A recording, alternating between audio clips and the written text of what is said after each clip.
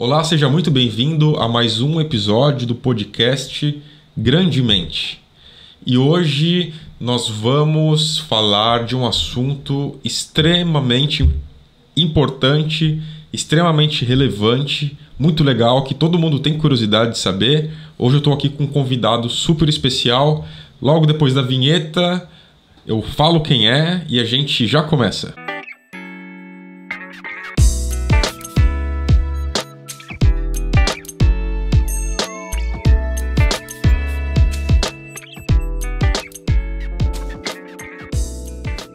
Hoje nós vamos falar sobre um planeta muito interessante aqui do nosso sistema solar, que é Saturno. Mas antes da gente começar, eu quero pedir para você o combo do YouTube, que é deixar o like, comentar, se inscrever no canal. Se possível, também mandar para mais alguém, compartilhar esse conteúdo, se isso for relevante para você. É uma maneira de você apoiar e nos estimular a fazer mais programas.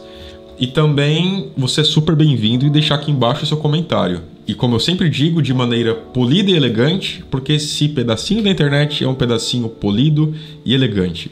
Hoje estou recebendo aqui um amigo que fiz aqui em Portugal, uma das pessoas mais gentis que eu conheci, talvez ali no Observatório Astronômico de Lisboa, onde eu fico. É uma das pessoas que eu mais tive contato, somos colegas de almoçar junto, e é um prazer ter aqui recebendo o mais novo doutor em astrofísica, o Zé Silva. Obrigado, Zé. Obrigado pelo convite. É um prazer estar aqui, obviamente. E o Zé, se você já assistiu o episódio anterior sobre Júpiter, o Zé é doutor em astrofísica e ele trabalhou na área de planetas. Então já trabalhou com Vênus, Júpiter e Saturno, é isso? Sim. No mestrado eu trabalhei com estes três. No doutoramento foquei mais em Vênus e Júpiter. Ok. E se você não assistiu o episódio anterior sobre Júpiter, aconselho você a ir lá, tá demais. Falamos de coisas muito interessantes, assim, coisas inéditas pra mim, que eu não sabia. Aprendi muito com você aqui, obrigado por ser generoso, assim. E hoje a gente vai falar sobre um outro planeta que traz muita curiosidade. Pelo menos, eu vou dizer pra mim, assim, depois da Terra, é o que mais me gera curiosidade, assim, que é Saturno. Por conta dos anéis, né? O senhor dos anéis do sistema. É claro que não é o único que tem anéis, a gente sabe disso. Mas eu, particularmente, vou falar um dado que não é científico, não é mensurável. Mas eu acho muito bonito. Eu acho um planeta assim.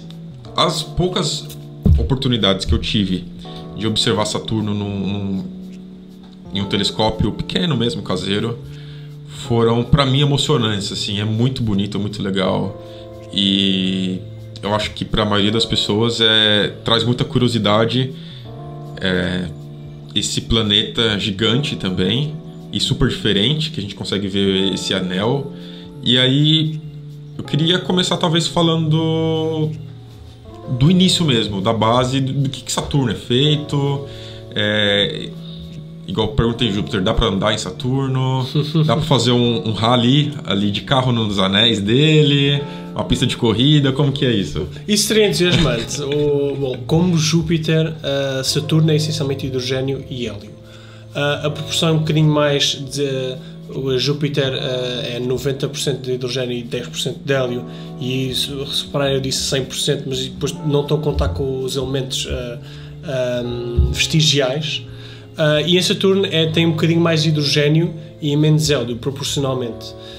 Mas também tem componentes vestigiais, como quase todos, até o próprio Sol. É um planeta gasoso, portanto não há uma superfície onde nós possamos andar.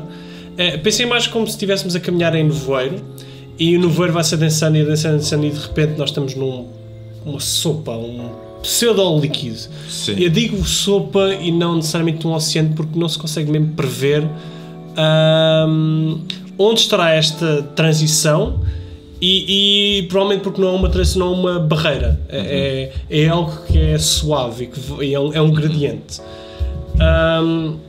No caso, o rally nos anéis pode ser mais difícil, porque os anéis é de facto fascinante quando olhamos para... Porque é mesmo uma diferença muito grande. Em vez de ser só um planeta que é uma bola, depois sim, como a maioria e principalmente nos telescópios, o mais que nós conseguimos ver é uma bola colorida, muitas vezes. Saturno mostra os anéis, e os anéis são fascinantes, porque vêem-se mesmo muito bem. Agora, grande parte desses anéis, o rally lá no meio seria muito difícil, porque os anéis na verdade, são milhões e milhões de blocos de gelo de tamanhos diferentes. Blocos de gelo ou com um bocadinho de rocha e poeira, mas essencialmente blocos de gelo.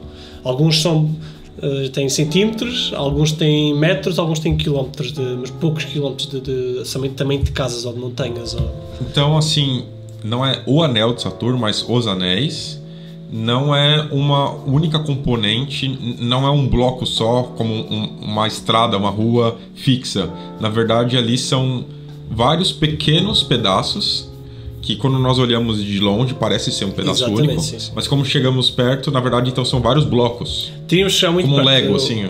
Eu honestamente não sei qual é que é a distância média entre cada bloco, mas são imensos blocos que fazem estes anéis, que ao longe de facto parece ser uma estrada só. Agora nós precisamos se calhar um pogo stick para andar entre anéis em Saturno. Pois, e então você disse que em média, assim, a maior componente dos anéis são gelo? É gelo? Sim, por isso é que nós vemos os anéis também. Para quem já esteve numa montanha com neve, muitas vezes, principalmente quando está sol, as pessoas é desconfortável estar lá com a visão sem ter óculos de sol, porque o gelo reflete muito bem a luz. Exato, sim. E por essa razão é que os anéis de Saturno são tão brilhantes, porque é a luz do sol a refletir, e aquilo é essencialmente gelo, eles veem-se mesmo muito bem. E depois temos muitos blocos de gelo.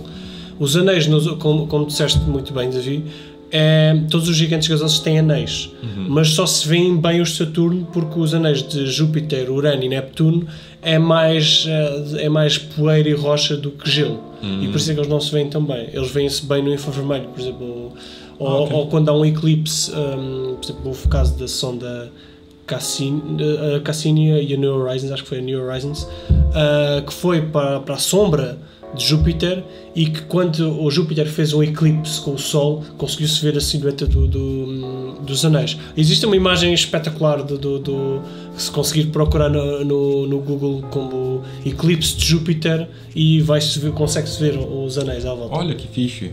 Então, mas assim, quando a gente olha para Saturno e tem esses anéis super à vista, né? São facilmente identificados, assim. Na verdade, até com um telescópio caseiro, assim, você consegue ver que tem anel, depois deixa de ter alguma coisa, e depois tem o círculo ali, a esfera do planeta, né? Depende da configuração da forma como os anéis estão, o objetivo que os anéis estão para nós. Porque quando nós vemos, ele faz assim, os anéis fazem isto, um movimento assim. E portanto, quando ele está assim, até quando eles são completamente perpendiculares e vemos só uma risca, aí é quando os anéis são mais difíceis de ver. Mas muitas vezes, quando está com uma perspectiva em que se vê o planeta em si, e há uma divisão entre o planeta e os anéis, e com um telescópio pequeno consegue-se ver essa divisão. É muito ténue, porque se Júpiter está longe, mas com um telescópio com uma potência modesta consegue-se ver a separação. Mais difícil é ver a separação entre anéis, porque existe também. E isso, nossa, isso é muito legal, né? Porque olhando aqui da Terra com um telescópio simples, a gente vê um único anel, mas então é um anel. Não é um anel, são os anéis, né? São milhares e milhares de anéis. Nós cientificamente agrupamos, há grupos, há o anel A, anel B, C, D, acho que não vai até o F, mas cada anel tem anéis mais pequenos, porque se considerarmos que é só um conjunto de blocos alinhados, como eu disse, os anéis são blocos de gelo, serão milhões, porque o alinhamento não vai ser assim uma coisa muito regular. Até porque temos luas lá no meio dos anéis, que o facto são uma das coisas que os mantêm a forma como e contribuem para haver mais anéis. porque há luas que expelem material para fora, que têm vulcanismo, e que estão a mandar material na órbita de Saturno e depois criam mais um anel. É o caso do anel de Phoebe, que é uma das luas de Saturno. Há um anel que é associado a essa lua, provavelmente porque a lua liberta algum material para a zona da órbita onde ele está, que criou o anel com o tempo. Então também, assim como Júpiter, falamos no episódio anterior, Saturno também tem luas. Sim. Se não me engano, a contagem vai nas 62. Nossa, é muita coisa. Exatamente. Mas o Saturno também é um planeta muito grande e captura muito material. Tem menos luas do que Júpiter e tem menos luas com o tamanho que as luas de Júpiter têm, principalmente as luas galileanas. Há uma lua que se destaca em Saturno pela dimensão, que é Titã, que é a segunda maior lua do Sistema Solar. Ela destaca-se porque é a única lua do Sistema Solar que tem uma atmosfera em equilíbrio hidrostático. Tem uma atmosfera onde a pressão atmosférica é semelhante até à da Terra. Nós teoricamente, caminhar sobre a superfície de Titã, e não precisamos ter um fato pressurizado para isso. Precisamos ter um fato para nos proteger do frio, claro, sim, e para nos proteger da química que lá circula, mas da pressão não, porque a pressão aproxima-se muito da pressão atmosférica. Olha só, não sabia disso. Essa é a Titã. É a Titã, que é a segunda maior lua do Sistema Solar. Existem outras luas que são interessantes, mas são comparativamente mais pequenas. E menos habitáveis neste ponto de vista da pressão à superfície. Mas pronto, Saturno é todo um sistema, tal como Júpiter. E os dois são semelhantes em muitas coisas. Os outros gigantes, que é Urano e Neptuno, eles normalmente são agrupados de forma diferente. Temos os gigantes gasosos e os gigantes gelados, que é Urano e Neptuno, são os gigantes gelados. Sim. Mas pronto, é um bocadinho... Mas então Júpiter e Saturno, os dois têm muitas semelhanças, então? Tem muitas semelhanças e depois, obviamente, têm as suas diferenças, não só as visuais, mas do ponto de vista de composição e a dinâmica da atmosfera e a estrutura em bandas, tal como nós vemos em Júpiter, temos as bandas de nuvens e os cinturões, que se veem muito bem. São aquelas faixinhas coloridas, né? Diferentes, exatamente. Em Saturno isto também existe. Só que em Saturno não se nota tão bem, porque o facto de Saturno estar mais longe, ser mais frio, as nuvens condensam em zonas mais profundas da atmosfera. Portanto, temos mais camadas de neblinas e de partículas e de aerossóis que estão por cima e que dificultam mais. É como se tivéssemos nevoeiro por cima dos cinturões e das bandas, que também existem em Saturno. Portanto, a dinâmica, essa estrutura dinâmica também é semelhante. Tem diferenças fulcrais, que é o caso do Equador. No Equador nós temos um jato poderosíssimo. Falámos que em Júpiter nós tínhamos velocidades dos ventos que podiam chegar quase aos 500 km por hora. Em Saturno, e não sabe bem porquê, este jato equatorial ultrapassa os 1000 km por hora. Uau! Nossa! E é interessante a gente estudar assim os outros planetas do Sistema Solar e ver como existem elementos e fenômenos muito mais extremos do que a gente está acostumado aqui na Terra, né? Sim. Ainda bem que não é aqui, né? o furacão de 1000 km por hora, eu não sei o que é que isso faria, mas eu aposto que por exemplo, que ia levantar a minha casa. Pois é. E o chão, se calhar.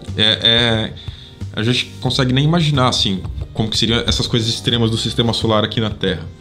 E ainda nesse ponto, sobre essa estrutura de Saturno e tal, quando a gente vai analisar ele do ponto de vista da massa, nós aprendemos no programa anterior que Júpiter tem uma massa enorme,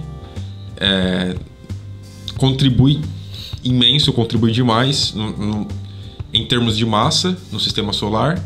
E como que é essa interação da massa de Saturno? É mais um Júpiter? Como que seria isso? Ele é mais pesado, mais leve? No sentido de massa, ele tem mais massa, menos massa? Como que é isso? Saturno tem cerca de 30% da massa de Júpiter. 30%? Mais ou menos, sim. Nossa. É considerável, mas mesmo assim é bastante menos pesado do que Júpiter. E pro tamanho dele, então apesar de ser grande, apesar de ser apenas só... Saturno é cerca de 80% de Júpiter, em termos de dimensões. Então ele tem 80% do tamanho de Júpiter, sim. em mas média. 30% da massa, mais ou menos. Então ele tem um tamanho parecido, mas menos da metade da massa. Sim, assim. O que faz com que Saturno tenha uma densidade média muito mais pequena do que... De facto, uma coisa... Um pensamento engraçado... se nós tivéssemos uma banheira de água suficientemente grande, nós podíamos pôr Saturno a flutuar.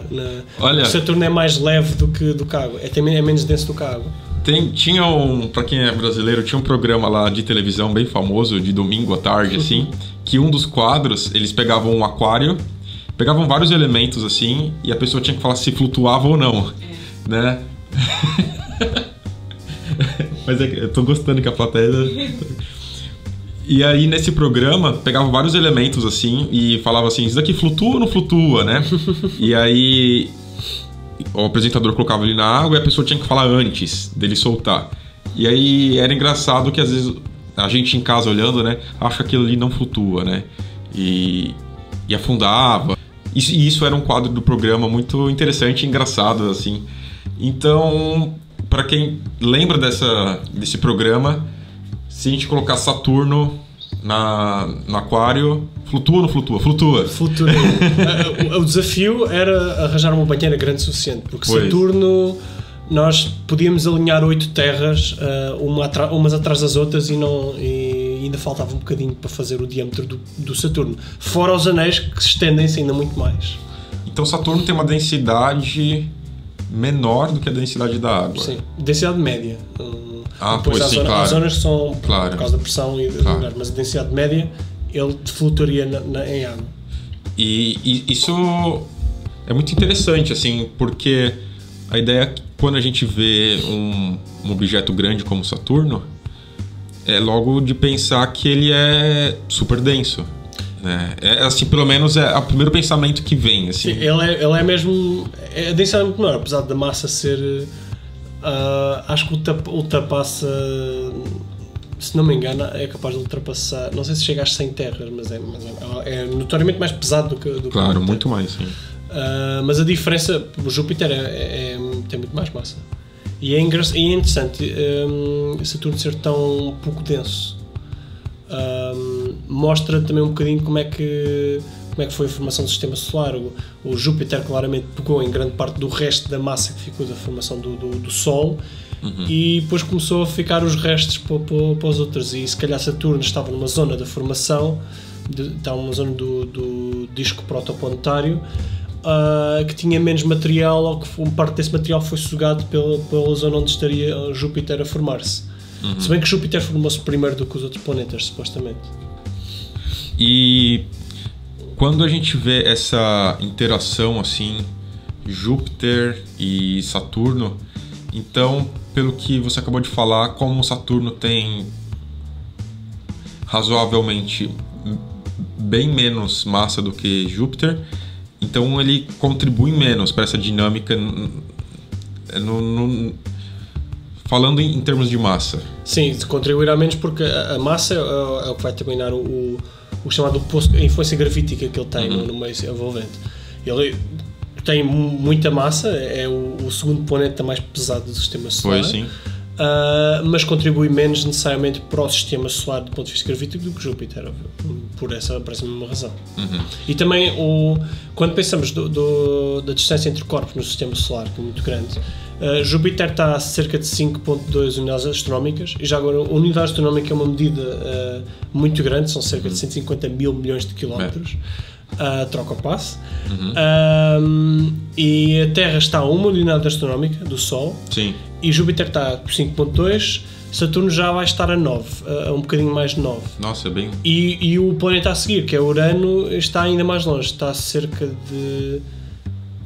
se não me engano, acho que ultrapassa os 15 unidades astronómicas. Depois eles vão ficando cada vez mais distantes uns dos outros. E isso é uma coisa muito legal de falar, porque às vezes as pessoas que não estão muito habituadas com a astronomia, imagina um sistema solar parecendo aquela maquete que fazíamos na escola, em que o Sol e os planetas estão todos muito juntinhos ali, tudo muito próximos, e em escala não é bem assim, né? Não, só que eu vejo muitos modelos modernos em que mostram, temos claramente o Sol, e depois temos os planetas, os terrestres, Mercúrio, Vênus, Terra e Marte, muito próximos, em órbitas próximas. Depois temos os gasosos gigantes mais afastados. Agora, o que escapa um bocadinho é a noção da diferença de distâncias entre o espaço vazio entre as coisas.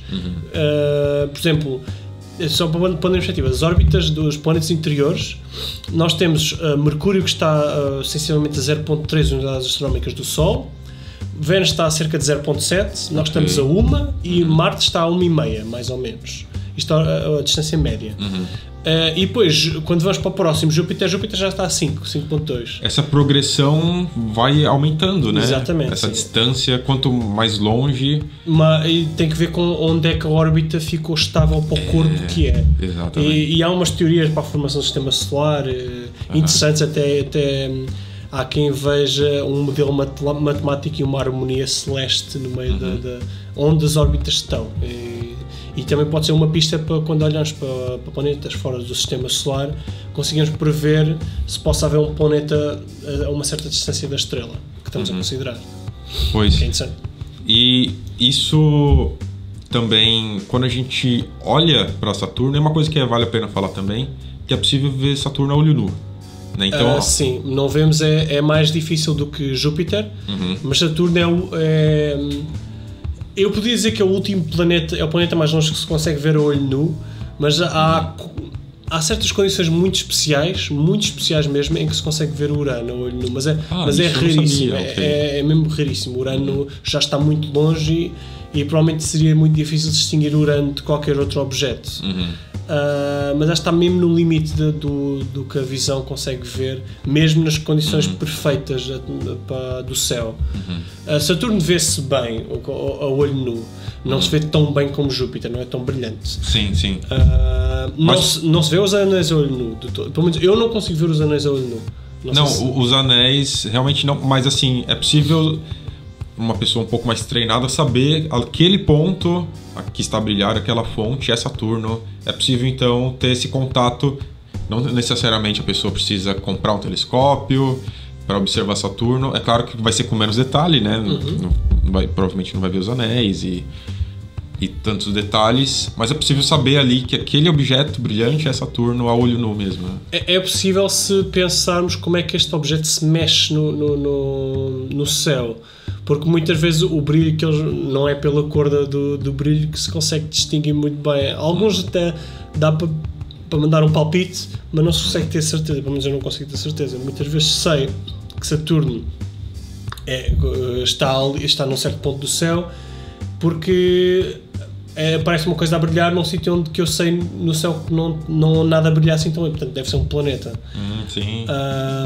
E depois, ou é Júpiter se for muito brilhante, tendo em conta o sítio onde está no céu, se não é Júpiter há de ser Saturno, porque Marte nota-se que é alaranjado, vê-se mesmo alaranjado. Sim. E outros planetas como Vênus e Mercúrio, esses vão estar sempre próximos do Sol, porque estão em órbitas interiores à nossa. Ok.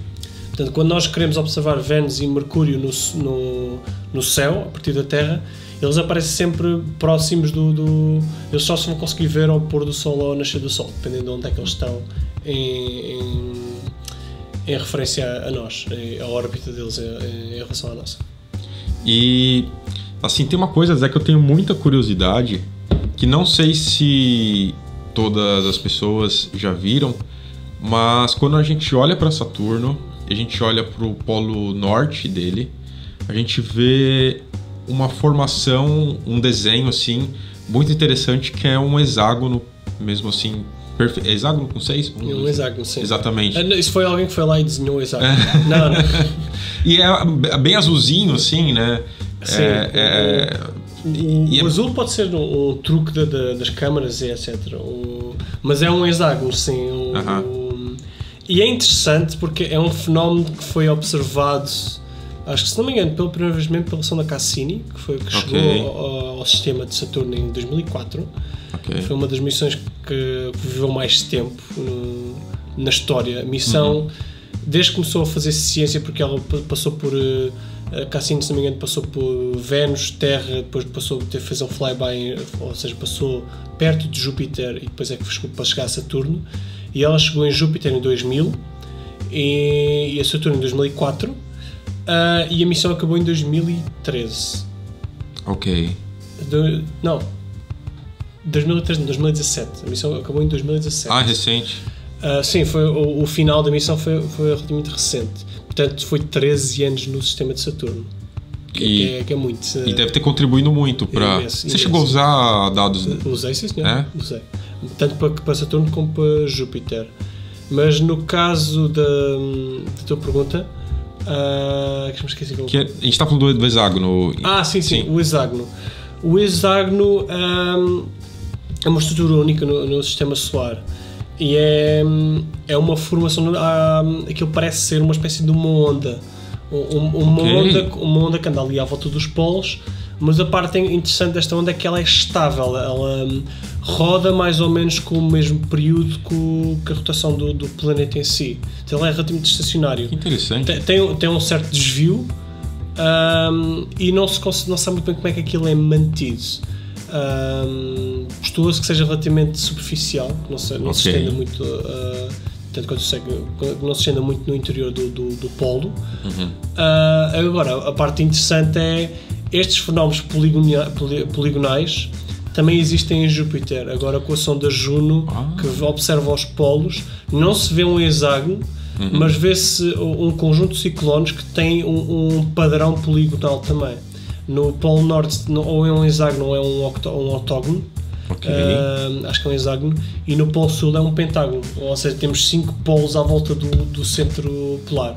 Então 5 ciclones à volta do centro polar. Ciclones, sim. E em cada vértice desse? Seria em cada vértice. Imaginemos o hexágono de Saturno. Em cada vértice do hexágono, em vez de termos uma linha, temos um ciclone. Nossa. Isso é o que se passa em Júpiter. E é desafiante pensar como é que a natureza faz estas formas quase perfeitas, poligonais, de forma natural. Exatamente, sim. E a gente observa isso não só nos planetas, essas formas perfeitas e simétricas e que obedecem leis da geometria, assim, não só em planetas, mas também muito mais ainda na vida, nas plantas. Até, por exemplo, a gente encontra muito aquela sequência famosa de Fibonacci, né? Em várias coisas. E como nesse podcast eu sempre tento trazer um pouco uma possível intersecção entre as ciências naturais, aquilo que a gente mede com a ciência, aquilo que a gente vê, e também fazer um diálogo com a fé, né? E assim, por mais que tenhamos posicionamentos de fé diferentes, eu e você, mas é muito, pelo menos, curioso isso que você acabou de falar, de que como a natureza nos surpreende, né? Muitas vezes com padrões, e que para quem acredita em Deus e tem Ele como o Criador do universo e tudo, isso é mais nítido, mas até mesmo para quem não tem essa crença é curioso, né? Saber que esses padrões como podem acontecer, como as leis da natureza elas trabalham de maneira tão precisa, como as constantes se correlacionam de maneira para que tudo funcione em harmonia, como até você estava falando agora há pouco sobre as órbitas serem em lugares específicos. Então a ciência é muito legal de ser estudada porque existem essas curiosidades, né? É muito interessante saber dessas coisas, né? Eu acho que é muito também a nossa capacidade como seres humanos de identificar padrões.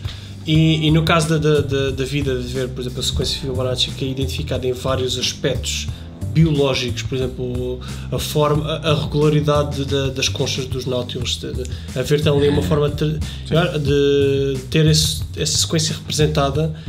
Acho que foi só nós identificarmos isso, foi só a nossa interpretação de um fenómeno que a natureza faz naturalmente. O natural é ver aquela sequência porque é a mais eficaz para a sobrevivência da espécie ou a mais eficaz para outros princípios. A ciência é uma tentativa de explicar de forma reprodutível o meio que nos envolve. E é sempre uma explicação provisória. Nós podemos fazer uma descoberta que vem negar, é cada vez menos provável, mas que vem negar tudo o que nós fizemos anteriormente porque não se encaixa. E uma coisa que nós temos aceito que a gravidade funciona, que atrai objetos entre si por causa da massa, e nós temos uma evidência científica qualquer no futuro que contraria completamente a teoria, e teríamos que reformular uma teoria que não só adaptasse tudo o que nós sabemos até agora, mas esta nova descoberta. É uma coisa que se está a tentar fazer com as teorias da grande unificação, porque nós no universo, a forma como os cientistas tentam compreender o universo como um todo é através de 4 forças fundamentais, que é a força gravítica, a força eletromagnética, a força fraca e a força forte. A força fraca e forte são coisas de física de partículas e física nuclear. São dentro dos átomos, né? Dentro dos átomos, sim. E há uma ideia que é tentar, temos estas 4 forças, será que não há uma teoria única que explica as 4 e que as 4 forças sejam só uma manifestação da mesma força em contextos diferentes? Da mesma forma como quando falamos de matéria escura. Será que matéria escura é mesmo uma coisa, ou é a nossa limitação da teoria da gravidade que não nos permite explicar certo fenómeno? Portanto, nós temos a necessidade de incluir uma coisa que nós não vemos, e quando simplesmente pode ser uma manifestação da gravidade que nós não conseguimos compreender com os modelos que nós temos agora. Exatamente, isso só mostra que nós ainda falta muito por saber, né?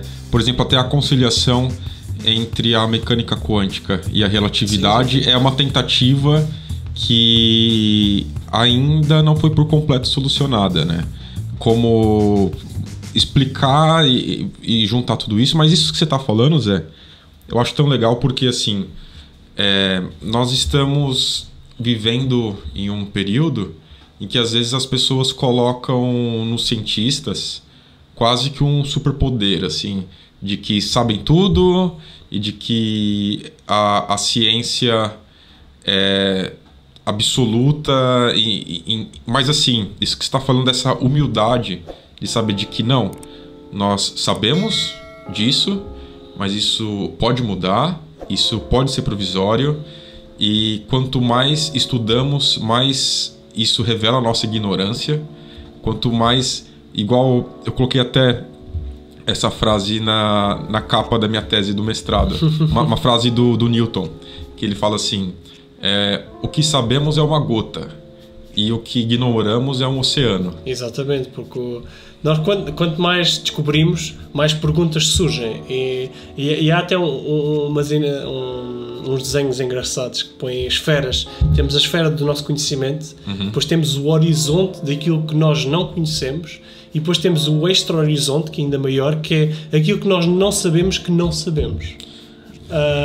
Exatamente, sim. Pronto, assim meio na piada. Uma vez eu ouvi uma definição bem interessante sobre o que é educação. E a educação seria, em termos simples, a capacidade de demonstrar o quão ignorante você é. Então, quanto mais educação você tem, no sentido de estudo, mais ignorante você sabe que é. Sim. Né? Que, por exemplo, há anos atrás, quando eu era criança, eu tinha dúvida nenhuma de mecânica quântica. Porque eu nem sabia que ela existia, né? Mas hoje eu tenho dúvidas, eu não entendo algumas coisas a partir do momento que eu sei que ela Eu existe. acho que nem eles próprios entendem aquilo.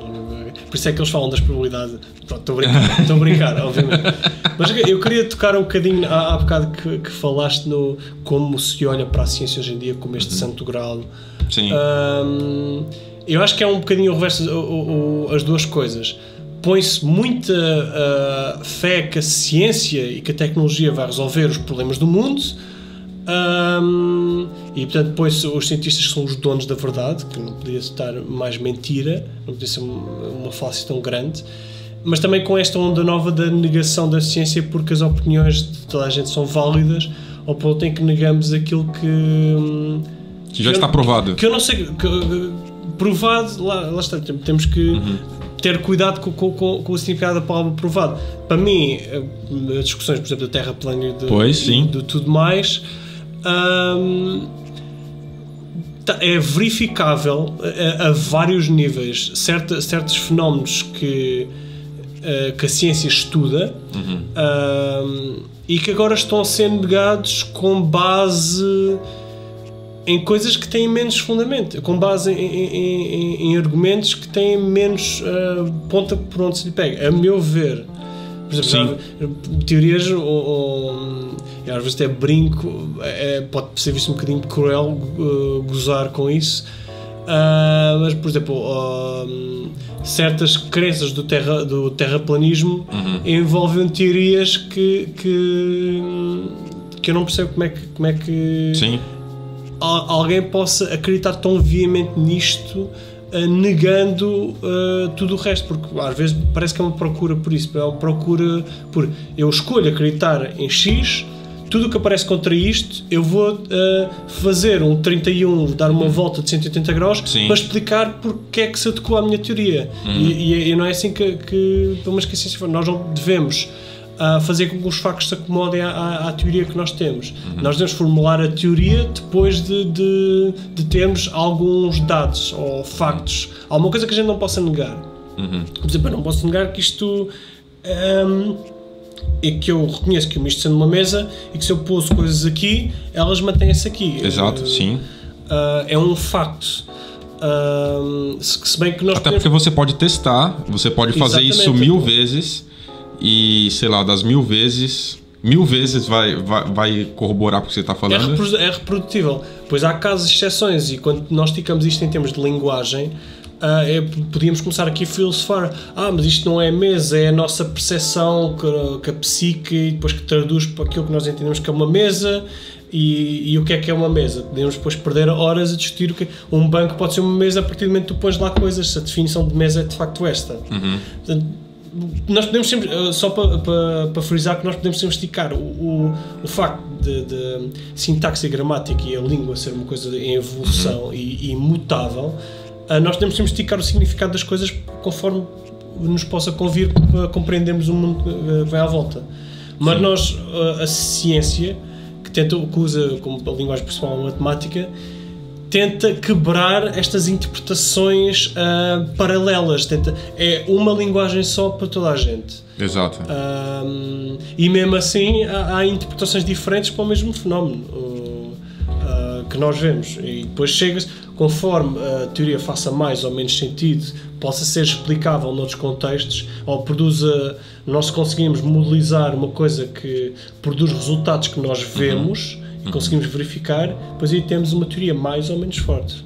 Pois é, e isso que você está falando é muito interessante, porque vou até usar aqui uma frase, eu acho que é do César Lattes. O César Lattes foi o maior cientista brasileiro. Ele era um físico de partículas, ele que descobriu o meson pi, e era para ele ter ganho 2 prêmios Nobel, mas aí tinha um americano no grupo, o americano levou o Nobel, deixa isso para lá. Mas assim, ele foi o maior cientista brasileiro, assim, e ele justamente também entendia que, por mais que ele tenha tido essa contribuição imensa assim para a ciência, ele também tinha essa humildade, que ele percebia até onde é campo da ciência e não por exemplo, tem a frase que eu queria falar é que a ciência pode, no máximo, prever a probabilidade de algo acontecer. É claro que isso é um pezinho assim na mecânica quântica, né? Mas assim, quando a gente fala de ciência, a gente tenta explicar as coisas da maneira mais razoável possível, né? Do ponto de vista da razoabilidade. Então eu tenho aqui, sei lá, esse copo. E eu posso te trazer, sei lá, 10 teorias de como esse copo surgiu. E vai ser uma escolha mais assertiva aquela que considera a teoria mais razoável possível. Então, sei lá, uma das teorias eu falo, sei lá, ganhei de um alienígena. E a outra eu falo, não, eu fui na loja ali, comprei, e essa loja comprou de uma fábrica que pegou areia e fez vidro. Então, quanto mais verificável mais razoável e sempre partindo do ponto de vista de quão mais simples, melhor também as explicações científicas. O princípio um princípio tem um nome, chama-se Occam's Razor, que é a explicação mais simples é provavelmente a mais correta. Provável, sim. Isso, infelizmente, às vezes parece que não é sempre assim, mas no que toca a fenómenos naturais, há muita coisa que de facto assim, a explicação mais simples para as coisas é muitas vezes a mais acertada. Pois há muitas coisas que se põem ao barulho, por exemplo, a explicar a circulação em Saturno. Como há tanta coisa que entra a explicar a circulação atmosférica em Saturno, torna-se complexo porque tem muitos elementos. E há muitos aspectos da nossa vida que são complexos pela quantidade de fatores que entram nela. Agora, a explicação de cada um pode ser simples. Exatamente. Agora, a interação entre eles pode complicar as coisas. E eu acho muito legal, assim, Zé, a gente ter essa... Acho que a palavra é essa mesmo, essa humildade de saber que, quanto seres humanos e cientistas, podemos sim contribuir, podemos fazer o nosso melhor, podemos ajudar as pessoas, descobrir coisas e contribuir para a ciência, mas que isso não é um fim em si mesmo. Que uma ideia que hoje pode estar totalmente certa do ponto de vista da ciência, amanhã a gente pode explicar ela de uma maneira melhor. Então é tirar esse papel do cientista de ser um deus quase, de que o cientificismo, né, que é essa crença na ciência como uma religião, assim. Sim, não é perigosa, né? Torna-se muito perigoso, sim, quando não temos um olhar crítico para tudo, incluindo a ciência, até porque nós temos coisas que estão mais ou menos estabelecidas e coisas que não estão assim tão estabelecidas, mas que temos a melhor explicação possível à data. Apareceu muitas coisas por causa das vacinas contra o vírus de Covid, o SARS-CoV, e muitas teorias, foi pouco testado, blá blá blá, as vacinas, enfim, aquelas teorias todas. Agora, foi testado e era a melhor ciência que se conseguiu fazer o melhor possível. Há sempre espaço para erros em tudo aquilo que nós fazemos. Qualquer animal faz, ou planta, ou ser que nós possamos entender vivo, que se possa ser entendido como um erro, ou um erro de cálculo, alguma coisa do género. Mas a ciência tenta ter a melhor aproximação possível, e quanto mais tempo nos dedicamos a perseguir certo ponto de ciência, mais aprofundada vai ser o conhecimento sobre aquela área, e vamos refinando a solução ou a explicação. Por exemplo, as máquinas, os carros hoje em dia são mais seguros são tecnologias muito mais avançadas do que eram há 50 anos. Sim, e eles já há 50 anos também conduziam. Eles agora conduzem melhor, são tanto que nos anos mais seguros. 70, anos 80, quando tinha acidente de carro, geralmente era fatal, assim, né? E agora as pessoas todas morriam porque o carro era muito duro, transmitia muito impacto, era menos seguro.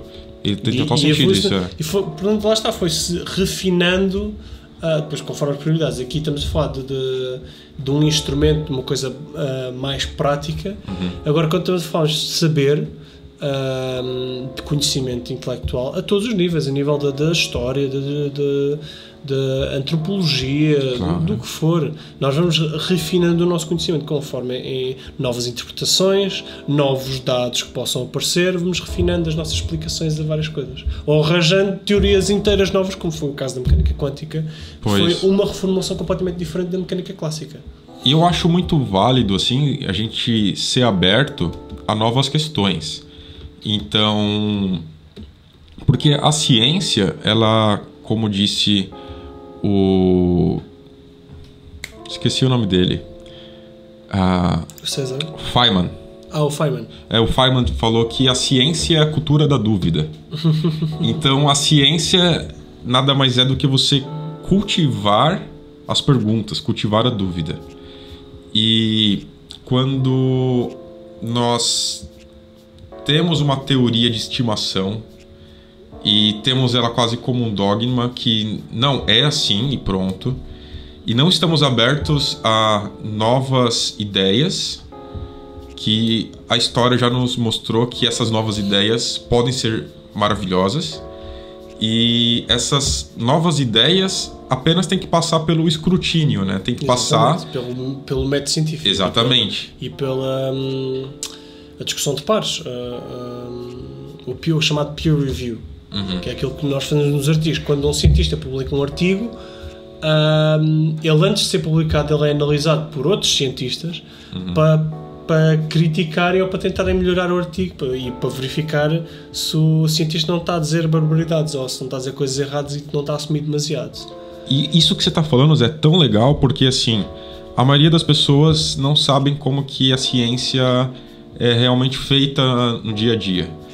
Eu acho que às vezes as pessoas têm a ideia de que a ciência é, sei lá, uma pessoa, a dona ciência, e que, ou sei lá, que é um prédio escrito aqui, é ciência, e sai de lá as ideias e os resultados, mas não é assim. A ciência é feita por pessoas comuns, com problemas, com vidas pessoais, com erros, e a gente faz o melhor que a gente pode, que é uns aos outros, e olhando o que o outro fez, e tentar refutar aquilo, ou tentar aprovar aquilo. E quanto mais pessoas, essa comunidade é maior de dúvida. Quanto mais dúvida, mais dessa cultura da dúvida existe na ciência, mais ela se fortalece, né? Mais robusta fica. Né? Sim, é ótimo porque é uma coisa que nós temos todos que entender como sociedade, a meu ver, que é muito raro os cientistas descobrirem coisas que vêm extrapolar completamente ou mudar completamente a nossa compreensão da realidade. Sim, isso foram coisas pontuais que aconteceram. São coisas pontuais na história. Sim, são raríssimas. Grande parte dos cientistas fazem aquilo que tu estás a descrever, que trabalham em colaboração, fazem pequenos avanços em certas áreas, que depois, somado... Faz uma formiguinha, né? Cada um vai trazendo um grão. Cada um vai trazendo uma coisa. E depois o efeito... somatório de todo este conhecimento ajuda a contribuir para compreender melhor certas coisas, mas é sempre por pequenos passos vamos avançando. Da forma que as pessoas que estudam Saturno, uma pessoa pode estudar a atmosfera, outra pessoa pode estudar o interior, outra pessoa pode estudar os anéis, e nós combinamos todas as pessoas que estudam os mais diversos campos dentro de Saturno e vamos ter uma compreensão o melhor possível do sistema. Vai sempre avançando cada vez quando temos a próxima geração que vai acumulando conhecimento. Por isso é que é tão importante nós documentarmos aquilo que vamos sabendo e transmitir de forma eficaz para as gerações futuras todo o tipo de conhecimento. Exato. E não só nem para seja evitar erros passados. Exatamente, sim. E é muito... Está sendo muito legal essa conversa, que a gente começou falando de Saturno e nós passamos a falar um pouco de como a ciência é feita no dia a dia e como isso se aplica ao próprio Saturno. Como que as coisas que sabemos de Saturno podem, por exemplo, mudar as coisas que sabemos da nossa galáxia, das outras galáxias, e como que a humildade de saber até onde vamos e tentar fazer da melhor maneira possível, da maneira mais limpa possível, mais transparente possível, é um princípio da simplicidade, da história mais simples possível de ser contada. Vale sempre muito a pena. Vou te dar um exemplo até de uma coisa que eu acho muito interessante. Eu até falei em um episódio aqui que eu falo sobre luz, e eu falo um pouco da radiação eletromagnética e como que a fé, a Bíblia, as Escrituras falam disso. E no relato bíblico de criação de tudo, a primeira coisa a ser criada é luz, né? Acho que todo mundo conhece aquele versículo bem famoso: e disse Deus, haja luz. Vamos parar por aí. E quando a gente vai ver também na teoria mais aceita, que descreve a origem do universo, que é a teoria do Big Bang, a gente vê que os fótons, ou fotão, né, também são parte fundamental do início disso tudo. Porque tudo que vai acontecer depois precisa... se não tivessem fótons, então os fótons também acontecem logo no início desse processo todo. É uma forma de transmissão de informação, não é? Exato. É a luz e a gravidade que depende da presença de matéria, que falamos nos fotões. Os fotões é uma construção humana, porque nós não sabemos de facto se existem fotões, porque a luz está aquela coisa para quem já ouviu falar da chamada dualidade partícula-onda, porque às vezes nós falamos da luz, que é uma onda eletromagnética, e agora estamos a falar de fotões, mas é uma partícula, é uma onda. E de facto o que acontece é que à nossa percepção, para certos fenómenos, a luz pode ser compreendida como um fluxo destas partículas que carregam a informação de luz, os tais fotões, e para outros fenómenos, nós conseguimos entendê-los melhor se pensarmos na luz como uma onda que se propaga. Sim, sim. E provavelmente deve estar a escapar aqui qualquer coisa que é extra, uma outra estrutura que nós não conseguimos não temos imaginação suficiente para pensar, que faz com que ele se comporte como partícula e como onda. No caso dos fotões, os fotões não têm, na sua essência, na sua construção teórica, não têm massa, portanto eles não exercem gravidade, não têm um poço gravítico à volta deles. Sim. No entanto, existe uma coisa chamada a pressão de radiação, porque os fotões têm um momento, têm uma velocidade, e logo, apesar de não terem massa, existe uma influência. Existe um momento por causa da constante de Planck. Exatamente, por causa da energia que eles transmitem. E como Einstein já dizia que massa é igual a energia, temos aí uma equivalência entre luz e fotões e massa, se calhar, e uns que se transformam nos outros. Mas isso são coisas para partículas, coisas que já me escapam um bocadinho.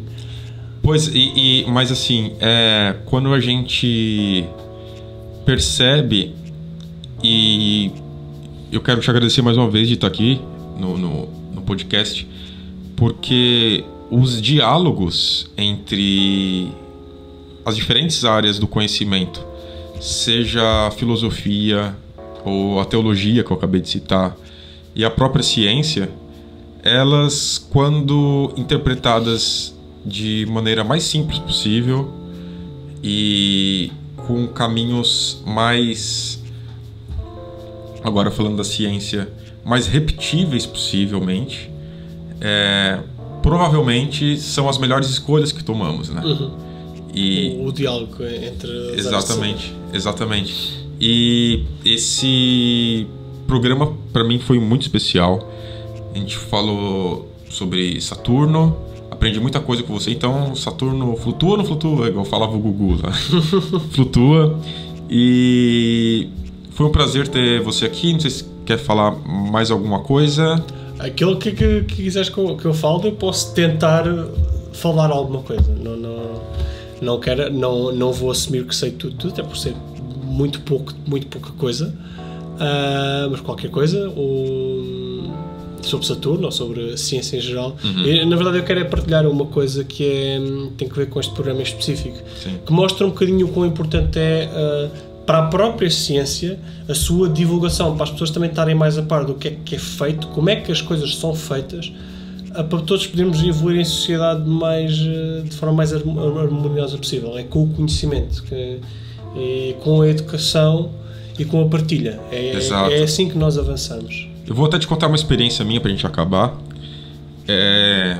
Lá no Brasil, eu fui dar uma palestra e eu fui convidado para dar essa palestra em uma igreja. E aí eu falei do universo, falei de galáxias e tudo mais.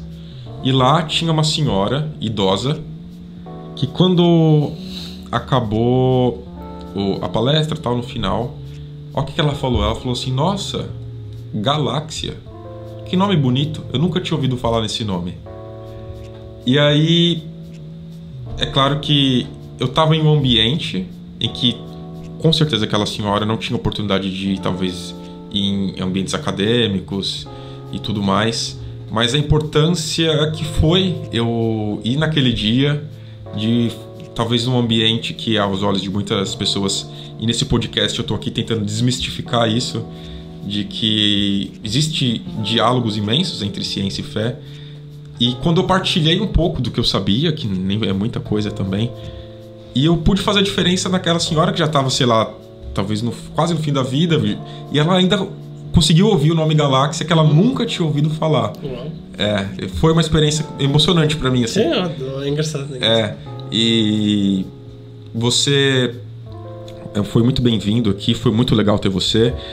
E eu sei que você também atua bastante na área de divulgação, pelo menos no IA, que é o Instituto de Astrofísica da Faculdade de Ciências da Universidade de Lisboa. Bom, eu tento, eu confesso que isto com a pandemia dificultou algumas coisas, mas é uma coisa que eu gosto muito de fazer, sim.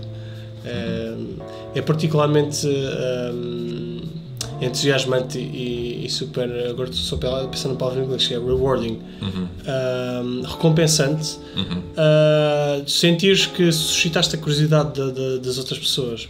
Principalmente uma coisa como o espaço, que é relativamente fácil suscitar curiosidade, porque é fascinante, tudo no espaço é tão grande, é literalmente o universo extremo, inteiro, né? E é tão bizarro e diferente.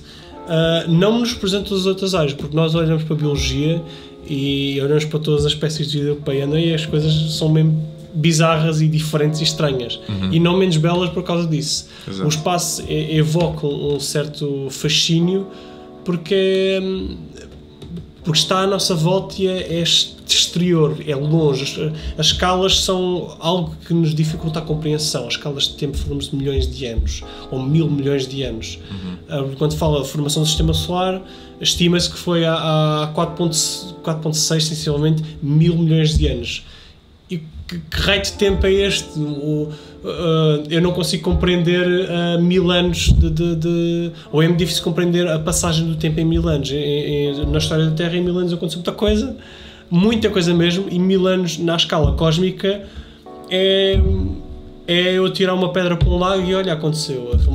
Quando falamos de massa também, ou por exemplo, quando falamos da quantidade possível de estrelas do universo, tem papers mais recentes dizem a escala de trilhões de galáxias, cada galáxia com bilhões de estrelas. Então, quando existem resultados também que dizem que existem mais estrelas do que areia na Terra, do que todos os oceanos, mares e praias, mares e desertos. Sim, isso é uma comparação, porque dá para extrapolar pelo número de galáxias que consegue-se observar e aquelas que se estimam que existam, e tomando um número médio do número de estrelas que há em cada galáxia, consegue-se comparar esse número, o número de estrelas, com o número de grãos de areia que se consegue estimar que existem na Terra, porque se nós pegamos num punhado de areia numa praia qualquer e alinharmos os grãos e vermos, ok, nesta distância temos quantos grãos? Temos, sei lá, 100 nesta distância. Ok, vamos ver qual é que é a área que as praias ocupam na Terra, e depois fazemos esse cálculo assim, se dá para estimar. E verificamos exatamente isso, que o número de grãos de areia em toda a Terra é menor ou comparável com o número de estrelas no universo que nós conseguimos perceber que existem. Fora aquelas que nós não conseguimos percepcionar que existem ou não. Porque de facto o universo é rico e é vasto e tem muita coisa. E uma coisa boa é que ainda tem muito para ser descoberto. Exatamente. Tem muita coisa para fazer e mãos à obra. Exatamente. Zé, foi um prazer ter você aqui, meu amigo. Prazer estar você aqui. É sempre muito bem-vindo. E você que está aqui em alguma plataforma de podcast, você pode depois passar lá no YouTube e ver as imagens que eu mostrei. E não se esquece de entrar também lá no meu Instagram, @DaviBarbosa, OFCC. Lá eu consigo também bater um papo melhor com você. E você já sabe, foi um prazer, até mais e valeu!